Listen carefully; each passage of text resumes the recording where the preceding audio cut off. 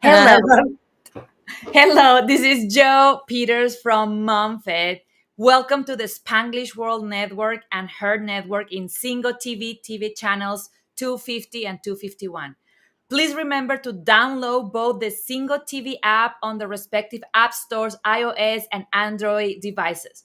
While you are downloading, make sure to rate and leave a comment. The app is free. Single TV is also available on Google Chromecast, Amazon Fire, Fire TV Stick, Roku, and Roku Sticks are also in all smart TVs since 2016. Today, I am super excited to be here with a friend, a coach, a mentor, an inspiration for me, Stacey Sellar, CEO of Happier by the Minute. And I'm excited to work with all of you on this because Stacey is working with something that we all need, and that is how we learn to parent our kids in a way that they don't need therapy in 20, 30 years from now. I'm going to be very blunt, but Stacey is a best-selling author, twice best-selling author international, and after having a career of almost 7 figures in California, she jumped and say, this is not what is calling my heart. And then she packed everything and started a nomad lifestyle with her beautiful children and her husband. And they are traveling the world. She's going to tell us a little bit more about that, but she is packed with wisdom, with tips. And one of the things that I love about her is, like me, she's not the coach that you want, she's the coach that you need. So she's going to tell you what you need to hear, even if that stink and hurt a little bit. I was actually in a coaching call with her this week, and she was coaching a mom, and that is exactly what she said. She's like, I know that this may hurt, but this is what you need to hear. So Stace, thank you so much for being here with us, and welcome here. Unicorn Joe, anytime I get a chance to spend a minute with you, my day is better. I just am so excited to be here. Thank you. Yeah. Now, why you don't tell us a little bit about a little more about you and what we are doing, and then we will start from then into actually getting these moms and new moms some tips for how they can thrive their parenting style, raising beautiful, happy, and successful children. Okay, first I want to say hi to Tina that joined. I just am so excited. Look at my friend Tina. Nice to see you, love, or that I can't see you, but to be here with you. So, what can I tell you? So I did. I quit my corporate job of 17 years to go world school my kids. But even while I had a corporate job, I've always had a passion for personal development, and so I was certified as a coach in positive psychology, which is all about strengths based and what's right with us instead of what's wrong with us. So then to have a child that had special needs where everybody wants to give him a label and diagnose and everything are these morbid titles and negative titles.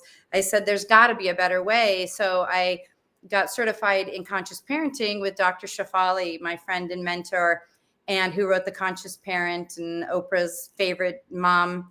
And I combined the two, conscious parenting and positive psychology, to come up with ways to parent ADHD children where really and it works for any child. So all of it doesn't matter what his diagnosis is. But to parent any child more consciously, more aware, that they are not broken. And the number one thing is stop looking at the behaviors, stop looking for strategies for the behaviors, and look at what's causing the behaviors. And if you can do that early on, I'm telling you, your journey is going to be a lot simpler. It's not going to be perfect. I want to make sure people don't project onto me this idea that I'm a perfect parent and I have perfect children, because it's life, right? It's life. I agree with you. And one of the things that I want to go deeper, several things I want to go deeper with you, but one of the things that I want to go deeper right now is that concept of labeling, because I know that your niche is for children that are diagnosed with ADHD.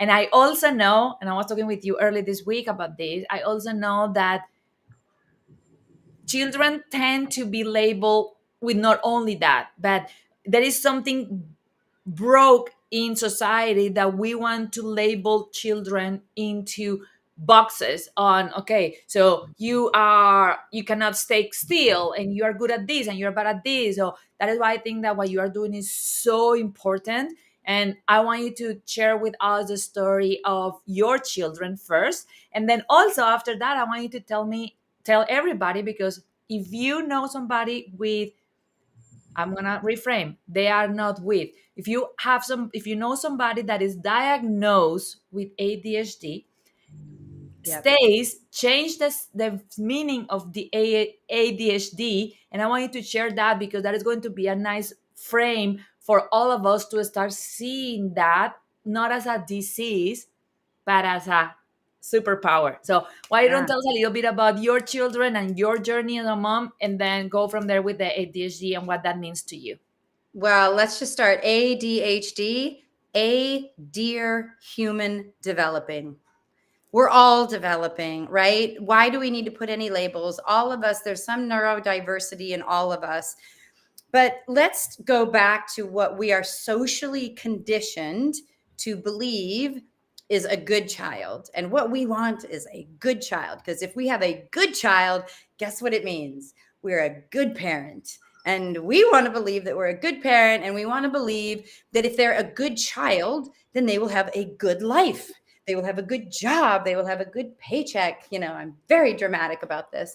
But those are all just beliefs. So we're socially conditioned to have these beliefs that if they are compliant, if they are honest, if they follow the rules, if they are always kind and self-sacrificing to other kids, they are always the nice one and always generous. Like, we have these beliefs about what a good child is, and so we put that on them. If you think of it like it's a mask almost, that we want them to wear this mask, and now we, all of us adults, need therapy because our parents put these masks, and no judgment on our parents. They didn't know any better. The science and the research is not there like it is now, and it's just a different time.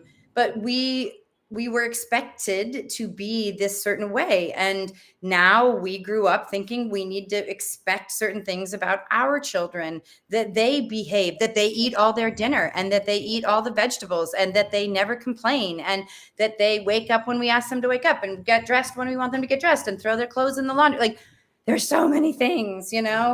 And we are moving away from those expectations. It doesn't mean that we don't want a child to be a respectful child, but instead of demanding, you need to respect me because I'm an adult, you need to respect that teacher because they're adult. Instead, we're teaching them the skills about respect. What does it look like? What does it feel like? Why do you choose to be respectful, or why do you choose not to be respectful? That is your choice as a sovereign being. But it's also my job to teach you, if you're disrespectful, it's not going to, it can be a lonely world. It can be hard to relate with people. And so we're here to teach them those things, not to demand it of them. So my child was diagnosed at 3 years old, before he was three, actually, told that he had delays. So immediately you are wondering, you're put in this system, into the school system of, he needs services, he needs to be fixed. By the way, I don't know if you know that Einstein didn't speak till he was 5, and he did all right for himself. Okay. So, and this whole belief that he's got to, get into this school system, and he's got to get these executive functioning skills, because if he doesn't, then he won't go to school. And if he doesn't go to school, he won't go to college and get a job. Richard Branson, do you know when he left school? Do you know what age? No. Richard Branson, he's a pretty famous guy, pretty Yeah. successful. He left at 15. So there's no set way that you equal success. A plus B plus C does not equal E in this, formula, especially because different parents, different children. And so I just see one of the one of the ladies listening, Aisha, said, I needed this after receiving an email from the teacher that I need to teach my daughter impulse control. By the way, it's also the teacher's job. That is one of the things about our children is impulsivity. First of all, it might be age related. They don't know it. And so, yes, we do teach it, but it doesn't mean that we teach them in one lesson and they should understand impulse control. I have so many parents that tell me he knows better. He knows better than to steal the chocolate. He knows better than to hit. Yes, I understand. But what he doesn't know is how to pause between the impulse and the hit. That's what we have to teach. So, yeah, it's true, Aisha. We do. It's not helpful to have a teacher that says you need to teach your child impulse control, but it's true. We all need impulse control. By the way, Joanna, you also do MOMFIT and WildFit. Do you know a few people who just know they shouldn't eat that second cupcake? Yep. Do you know anyone that eats the second cupcake? Adults. Yep. By the way, that's impulse control. Yep. We And all have it and we all don't have it. yeah, and one of the things that I love about what Stacey is sharing with us is, you know me already, and you know that as an engineer, I'm also always thinking on be preventive, be proactive instead of reactive. And what happened with moms like Aisha, and all other moms is we don't start thinking about these things until somebody external Mhm. label our children, label our kids, and then we go into a reactive state. Actually, I've been telling this analogy a lot. In Colombia, makes a lot of sense. In Spanish, make a lot of sense that in English. But it's the meaning of if you make the first punch, you always be more willing to win the fight. If you make the first punch, you will make the second punch, and in life is like that. So the part that is interesting about what Stacey is saying is, moms, because some of you are moms to be with MomFit, please don't wait until somebody external label your kid. Be prepared. Learn about the kind of parent that you want to be. Don't wait until the society want to put your kid in a box to say, oh my gosh, now I need to learn how to raise my kid in this label. Be prepared. And then, like we were telling you at the beginning, even if your child never gets labeled into any of these, the foundation, the tool, the way that you are raising your kid will only make your kid a happier, blooming, beautiful, kinder human being in humanity, that we all can agree that we need a lot of that right now. So They're thank you so much. skills, they're life skills. It's all life skills. And impulse control is one of them. And the reality is, though, that what worries me about that is the teacher and what she's bringing to that relationship with the child right out of the gate is very judgmental and accusatory and needs to be fixed, as opposed to, I don't know, what's happening in that classroom. Is there a lot of chaos on the walls? Or there's a lot of chaos around the other kids? Is it very hard for the child to sit still? And have they? When is the impulse control hard? Is it after lunch, before lunch? There's so many pieces. But for your moms to be, the best thing that they can do right now is start becoming aware of beliefs and judgments and expectations that they have. And they can see it when they just go to the mall and they're watching other kids. And they're like, oh my God, that child is, throwing a tantrum because they have to leave the playground. Start watching your mind chatter around other parents and other kids. I apologize. I have construction here if you can hear it. I hope you can't. Okay. But start being aware, because those judgments you're going to bring to your own children. So, One thing that I want to ask you, because I know that your definition of this is brilliant, and is, I know that our parents teach us that we need to be respectful. Respect is something very important. And then talking about the impulse control, one of the things that I'm very passionate about, Stacey, is I grew up with that branch of moving more than other kids.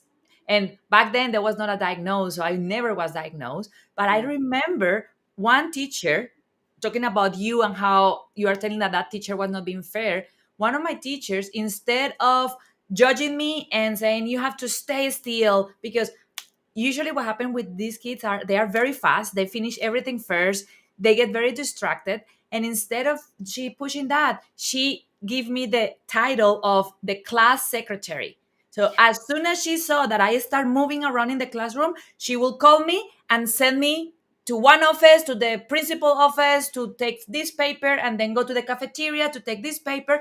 And she keep me occupied, so I I love will not distract the other kids, but didn't put that pressure of there is something wrong with you, you are not like them. It's like, oh, you finished this, okay, let's gonna do this. So thank you for that, and to reinforce that to moms, that that is possible, and we need to work as a team with the teachers, with our in-laws, with our family. It's not only us leading the way, it's us creating a team, a village around us and our children. And I want you to go into your meaning of respect, because I know that that is something that is very strong on society and on moms and moms to be 30 and older, because we are all from that generation where you have to respect your adults and you are being disrespectful. So please enlighten us with what is your definition of respect, and why we need to be careful when we are asking our kids to be respectful. It's so funny because I do this group coaching and I ask the group to identify what is their number one value in their family.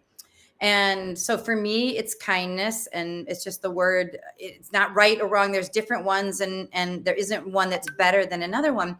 But a mom said respect, and it's so funny because it doesn't even occur to me respect, because when you come at it like that, it's a very hierarchical demand for respect as opposed to a mutual respect. And, I think that the way that you teach respect is by all of them: kindness, respect, love, what any of these are, compassion, is by modeling them.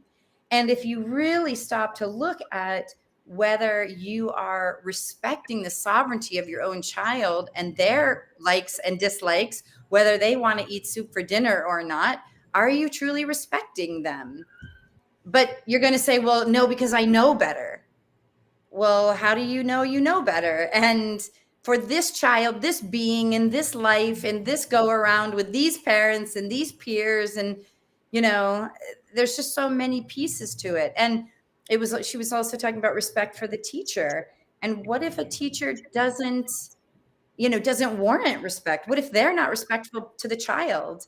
So it's very, very loaded, respect. And so I think when you come at a child with our number one value is respect, can you truly say that you are respecting that child's desire to not go to bed at 7:30 p.m.? Well, but I know better. Again, do you really know? But I don't know. I don't know. I love that, because it's mind blowing, because this concept of when you are asking for respect, are you asking for compliance and Compliance, obedience? right. You're It's right. like, are you just saying, oh, you need to Yeah. respect me because I am the mom and I know better and you need to comply? So that is mind blowing. And then the other one is that I struggle with my baby. My baby's 10 months old. And even that baby, like sometimes he had something that he should not be having. And then the immediate impulse is take it away. But then I'm like, no, like what I'm teaching him, that what he wants and what he is thinking and discovering is not important, I'm taking it away. So I go back and forth and say, like, can you please give it to me, and let's gonna have it, and thank you. And that for them, because one of the things that blows my mind, what you just said about the teacher, and this is something that is why it's so important that we plan and educate ourselves and prepare ahead of time. Yeah. Because if a teacher is not respecting our children, our child, if a teacher is not modeling that, and then we go at home with a letter from the teacher, and then we say, like, you have to respect your teacher because she's the teacher, and if you don't respect her, you're going to be punished. What we are going to teach them subconsciously is you need to show to others even if they don't respect you back, Be and subservient. Be be subservient. subservient. Is And that really what we want to teach our kids? how much trouble that will have for kids in high school, in college, at work, that they will think that it's okay to be disrespectful, and they still need to respect, and that they still need to support abuse or mistreatment or anything like that. So thank you for that, Stace, and giving us a little bit of thing on that. What So about really quickly though, what people will then say is, then how do you avoid disrespect? Because that's where the problem is, right? And then what I would say is, first of all, modeling respect, and then it's a conversation, even as young as 5, even then as 6, and then at 7. It's a conversation about what respect means. It's mutually giving people, I would talk about, why do you think it's important to give respect? I would look it up on Google. What does respect mean? Where did it come from? I would break down the word. I would talk about what it looks like. And then I would talk about why you wouldn't, why do you think you're disrespecting that teacher? Why are you talking when they're talking? What is the behavior? What's happening before the behavior? What's happening before the disrespect? They're not getting attention. They are too confused. So they're trying to distract the teacher from the fact that they don't know what they're doing. There's like so many pieces, and each one is individual. So I just wanted to do that. And then really quickly, also wanted to touch on when you said, well, when my child grabs something that he shouldn't have, and people will say, well, you can't just give your child, a machete. He grabs the machete, and you're not going to say, oh, please, darling, can I have that? You know what I mean? My point is, don't have a machete in the house. Keep the glass things out of their reach, because he is 10 months old. He is going to grab everything he can possibly grab. And if he's not supposed to have it, don't put it in his reach, because he's not going to understand. So, and then, if he does grab it, it's somewhere else, then it is with kindness, with compassion, with understanding, and with, some explanation. Okay. Sorry. Those are the two things. now? I, I absolutely girl.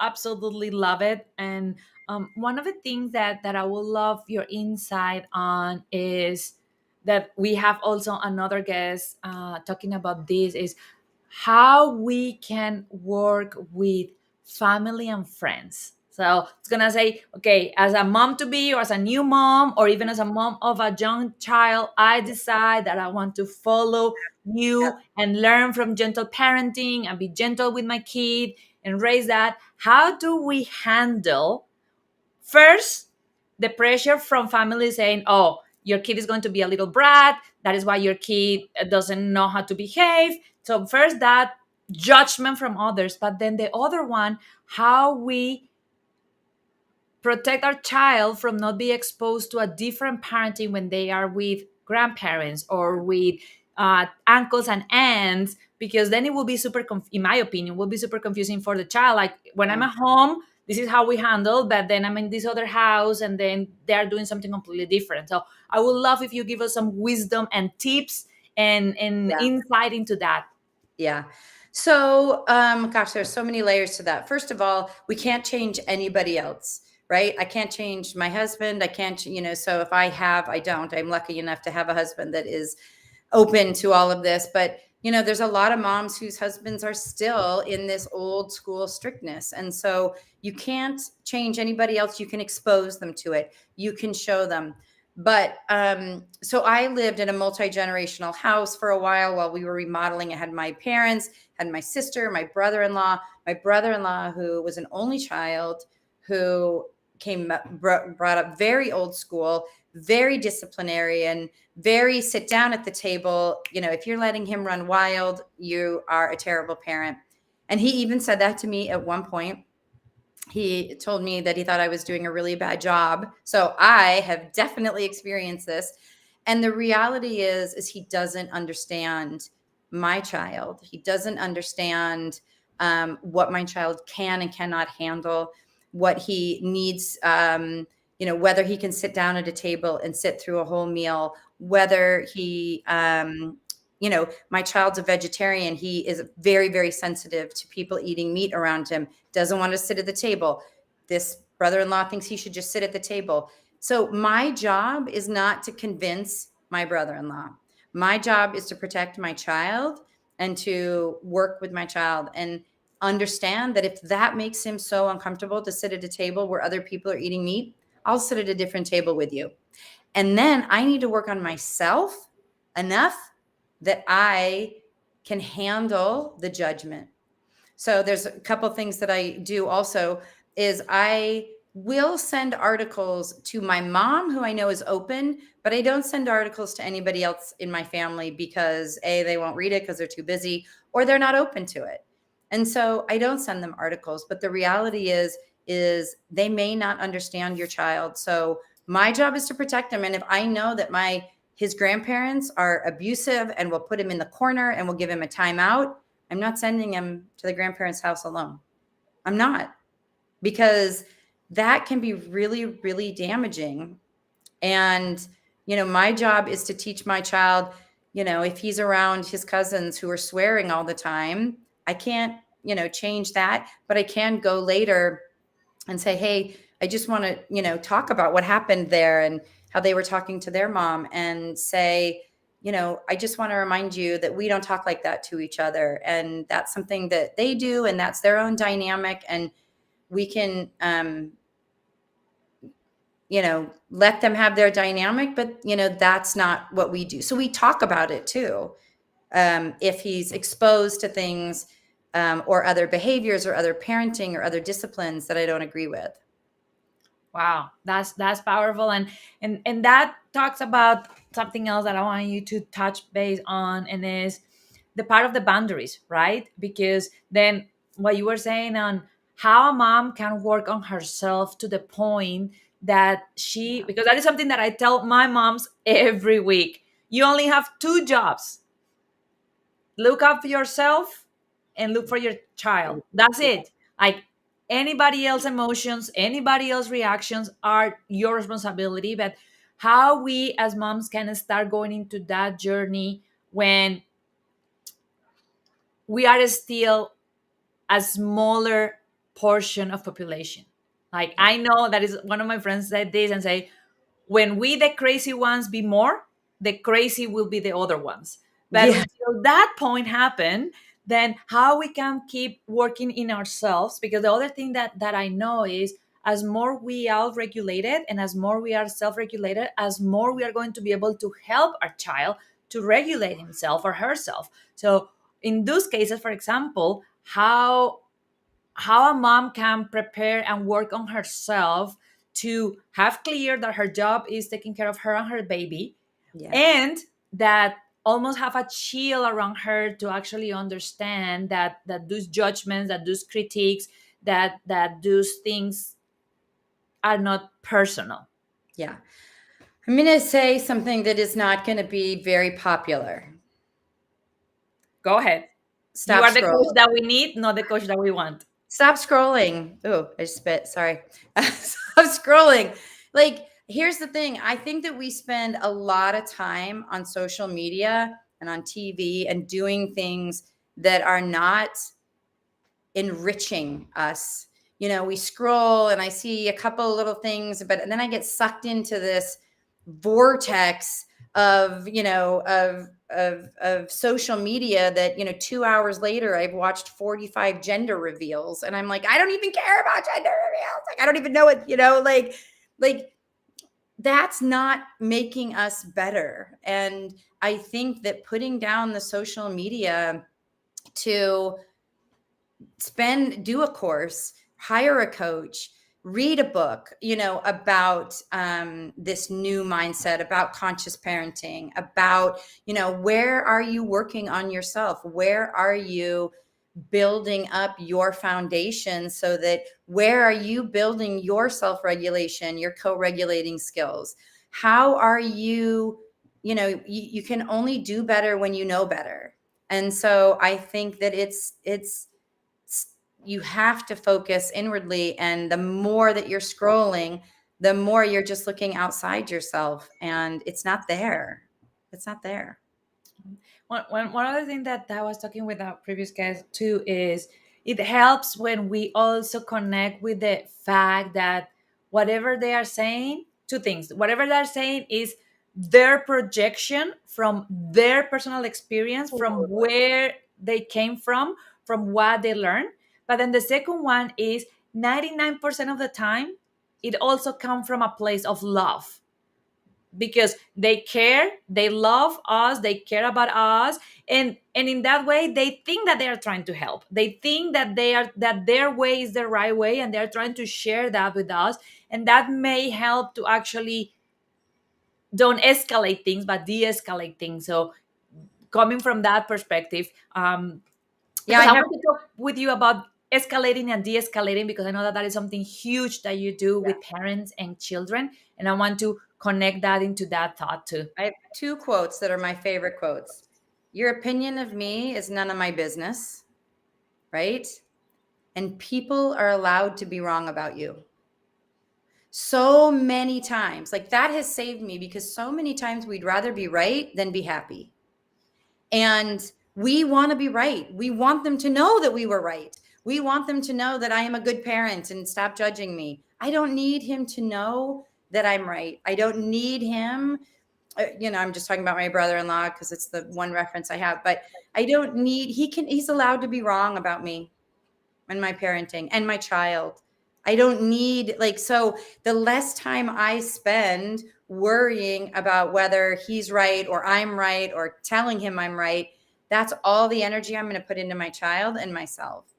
And his opinion of me is none of my business. And and I say that without judgment and compassion too, because where he's at, it comes from so many of his experiences.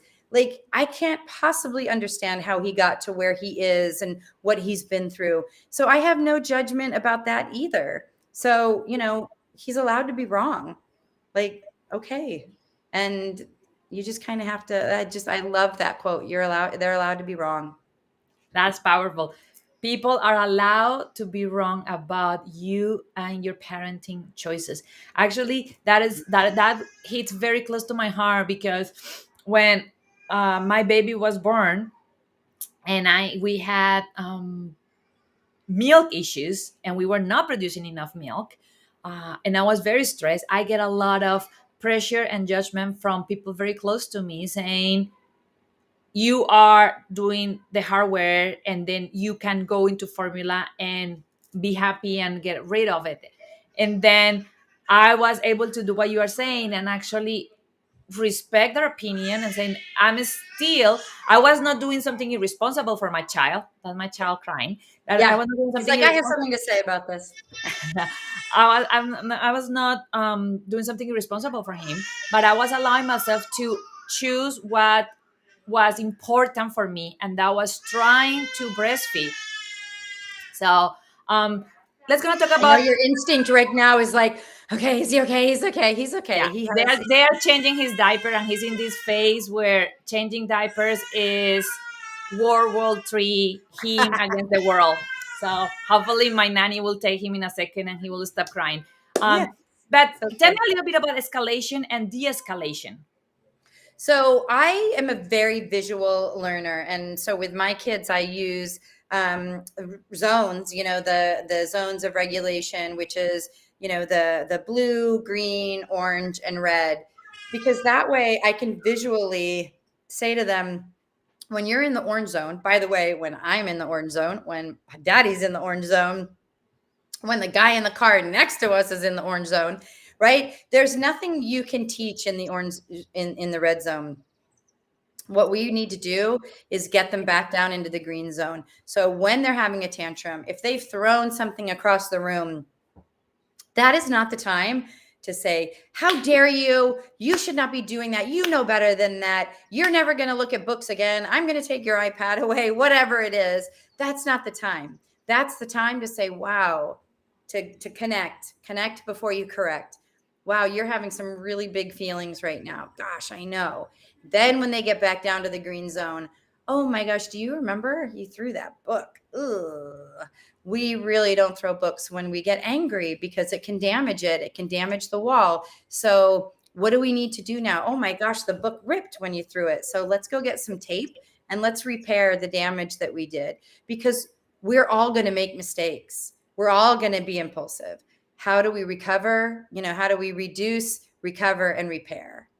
Like, that's, and so the escalation, I think that's what you were referring to, is using that scale of being able to know that, that we're all somewhere on that scale. And there's a lot of reasons for it too. It can be because we're hungry, we're tired, look, everybody knows at the end of the day, we have a lot less to give, or we have decision fatigue, we have everything fatigue. And bedtime is the hardest time because parents don't have the energy. We're in the orange zone moving into the red zone. And so we just need to make sure we're doing everything we can to stay in a healthy zone, and so that we can co-regulate down and stay in the green zone. Good. And now, and I want to go deeper into that because that is fascinating, is how because we also have this pressure from society of, I need to be the perfect mom. And then if I am the perfect mom, I am not allowed to go to the red zone, because if I'm in the red zone, then I screw up. I actually remember when my baby was 4 weeks old, I was trying to feed him with a tube from my breast, and I was tired and sleep deprived, and he didn't want to latch in the boob. And then it was like 6 p.m. Getting a little emotional. And then I yell at him and say, Elliot Peters. And then after that, I just start crying. I was like, what a horrible mom I am, that I just yell at my 3 week old tiny little baby. And then all that guilt came into what being a perfect mom is. But what you are offering, if I understand right, is the escalation and the escalation is not just for them, it's for Oh yeah. us, and for us to be able to say, hey, I'm in the red zone. So why you don't tell our moms what they can do when they're in the red zone, what they can do when they feel that they are getting into the red zone to avoid it if possible, but then also, like happened to me, what happened when they are already in the red zone, and in the red zone they yell or do something that they regret after, how they Okay. fight with I the have guilt. I have my favorite story. One morning, going out to school, Dashiell was probably 8, Declan was maybe 5, getting him in the car. It's the morning rush. I'm trying to get them in the car, getting the lunches. Dashiell, I'm asking him, do you have any gum in your backpack? Because, that's one of the tools he uses to regulate. And he doesn't have any gum, and I didn't have any gum in the car. So I yell at my husband, "Can you bring me some gum?" He brings me brings me a pack of gum, hands it to me through the open window. And I look at it and I'm like, this is empty. And I throw the empty pack of gum at him. Red zone, red zone, red zone. And and my kids in the back are like, Mommy, why are you so mad? Why are you yelling at Daddy? And why are you so mad? So I pull out and I start to drive away, and I say, kids, Mommy is in the red zone. Can you please help me think of ways that I can get out of the red zone? I would have never in a million years told you what my kids were going to say. The older one says, well, Mommy, when you listen to meditation music, that helps you calm down at night and when we're going to bed. And the 5-year-old, he might have been 4 or 5, said, well, if you want to get to the green zone, you can just look at green things. There's a green tree. There's a green tree. There's a green bush. There's a green tree. And I was like, these kids are brilliant. If you just allow them and trust them, they're brilliant. And so one of the things is talking about it, right? And modeling for them, you know what? This happened to me. And I said, you know what? I got very stressed out. I had a lot of things happening. I should not have done that. So I got on the phone. I put my husband on speakerphone and I apologized to him while the kids were listening. I said, your kids were really good. They told me I shouldn't have done that. They were being really helpful. They're helping me get in the green zone. And I apologize for throwing that pack of gum at you. And again, it isn't that we're never going to be in the red zone and that we're going to be imperfect, but we need to model how to recover and repair. That's the magic right there. Because there is no perfect parent. Like, we should never be able to put those two words together in a sentence. Like, we should be zapped every time that somebody tries to put the word perfect and, mom together. Like, ugh, you just can't say those two words together because it's just not possible. It's an oxymoron. And so it's not fair to even have it that the two words can even go together. They won't ever fit. And so what you want to teach are life skills. So de-escalating is but know ahead of time for yourself and your child. What de-escalates? So we worked with my older son, Dashiell. When you start to get in the orange zone, what helps you before we get to that spot. Before we get there, like, I can see you're getting really excited right now because it's not just anger, you're getting really impulsive. How can we calm that down? He'll tell you, a hug from my brother, beautiful. A shower or a bath, like water is really self-regulating for him. Being offered something to eat, like, so know what your regulators are. Know what they are before you get into it.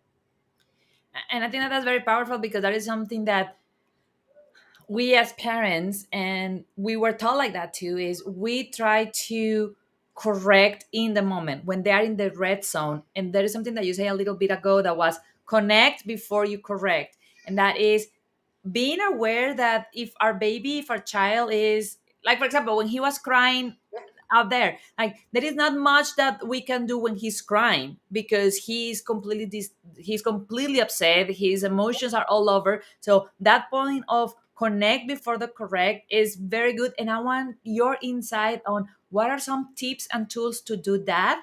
Because what I've been seeing is when I try to correct before I connect is because I am triggered. So Yeah. because one something that they did trigger me Yeah. and trigger my own beliefs and my own patterns, then I try to correct. So what are some of those tips to not allow ourselves to get triggered? And then your best tips into how we can connect before we correct. So I teach this thing just called stop. In the middle of an escalation, stop. The S stands for shh. Just get quiet. Don't let yourself get, angry. Stay present. Don't look at the triggers now, look at them later. Like, why does this make me so angry? What is the expectation I have? What are the beliefs I have about him sitting at the table? So just be quiet, sit still, get quiet. They need to feel safe and secure. The T for stop is think like a child. What is happening for that child? They don't like their diaper being changed. Okay. So, a lot of times we want to rush to fix something too. He's going to grow out of that because you know what? He's not going to have his diaper changed the rest of his life. So he's going to grow out of it. And now we just hold space for him to be upset with it and not tell him it's okay. It's okay. Don't feel sad. Don't feel angry. Don't feel uncomfortable. We also try to stop from having these feelings so early on because it makes us uncomfortable. So just think like the child. What's happening to the child right now? Why are they so upset? And then O is observe. What is it? Get curious, talk to them, connect with them. Why are they so upset? And then, is it something that they can't even, that they don't know that they're thinking and you can't figure it out? Observe. Is it the discomfort? Maybe it's the type of diaper you're using. Maybe it's the bed that he's laying on when you're changing his diaper. I don't know, right? Maybe he just doesn't like to be no diaper on. Like, there's all kinds of things. So we get creative and we try different things. And the P is the problem solve, right? We try different things. We get creative. When a child is really escalated and they're at an age when you can communicate with them, or even a 10-month-old that's crying, I get it.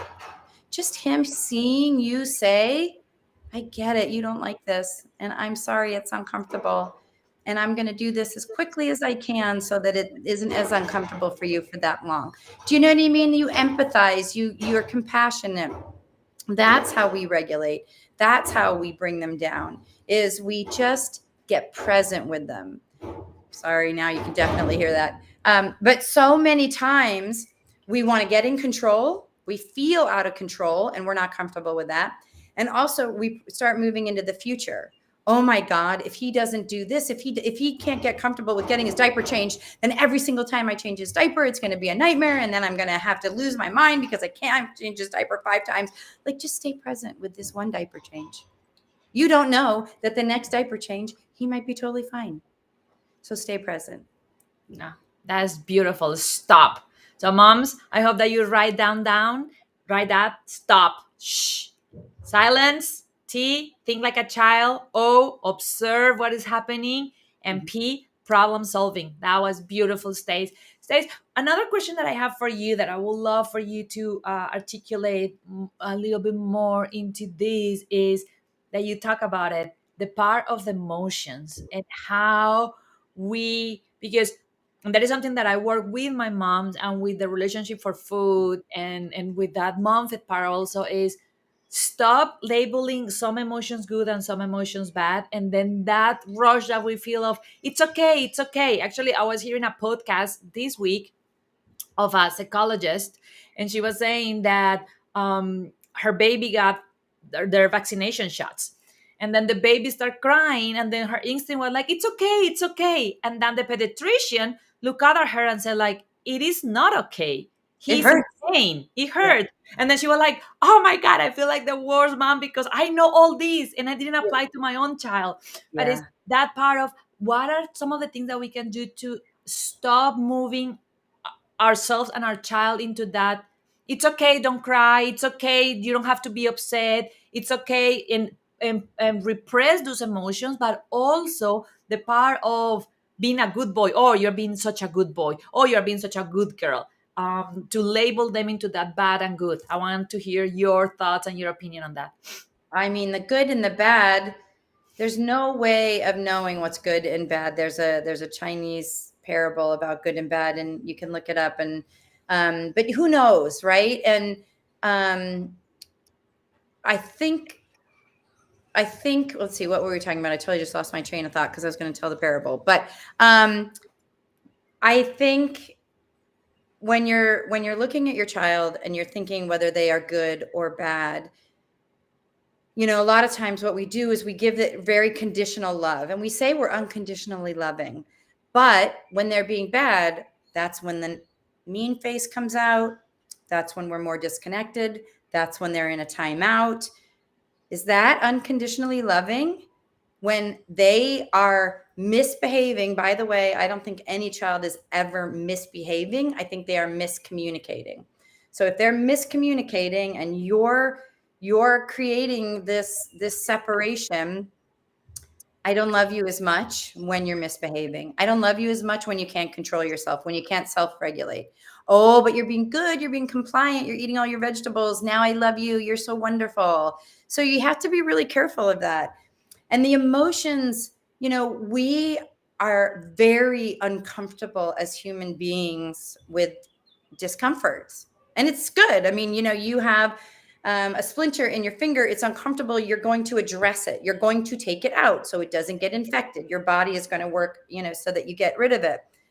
But with emotions, it is really important to be okay with them. Not that we just wallow in them, but to not say that we have to fix everything. There's nothing more painful for a mom than watching her child in pain. But that's life. And that's how we grow and evolve. Everybody here knows that we can always look at anything that was painful and say, this is what I learned from it. This is how I got better from it. And if we deprive our children from ever feeling negative emotions, we deprive them the opportunity to grow, to build resilience. And so we just have to start getting comfortable with being uncomfortable. And when my child is really afraid, and it's the middle of the night and he's like, I need the light on because I'm afraid a robber's going to come.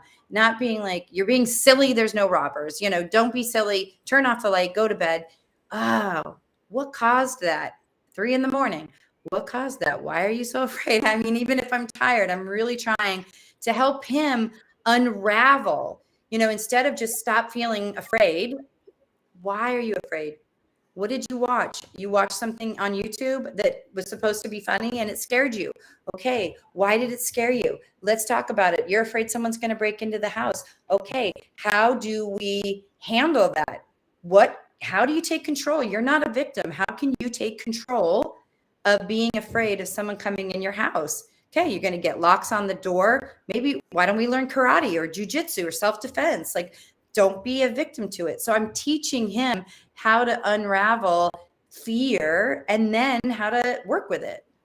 That's the Yeah, most recent. absolutely. Thank you so much. That is beautiful and so helpful. And we are getting close to the end of our beautiful session. Before we end, I want to touch something that I learned from you, and it's a gift that you give me. Um, Even before I had Elliot, but now that I have Elliot, I use it a lot. And that is, I want you to share with everybody what you share with me, and that is, what is the reframe of, oh, why you're giving me a hard time? You are Oh, giving yeah. me such a hard time. And I'm not going to spoil it. I'm going to let you lead it. And let's going to talk a little bit about that, because that is one of the tools that can change any parent, any mom to be, even for a newborn. I use it with my newborn. So go ahead. Yeah. Your child is not giving you a hard time. Your child is having a hard time. And that I use all the time in my own life, because children are going to have a hard time. And our job is, but that's the trigger, right? We're frustrated. I don't want, and I will tell you, a lot of when we get frustrated is because it's just not convenient. I don't want him to have a hard time in the grocery store. I don't want him to have a hard time at the block party, because I want to have my drink and I want to, socialize with the other people on the block, and I don't want him to have a hard time right now. Our job, we chose this. They didn't choose it. And I'm sorry, but at that point, the choice is always for the child.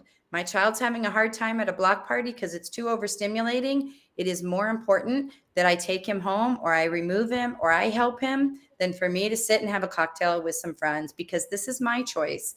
And now, do I want to help him learn to adapt to that?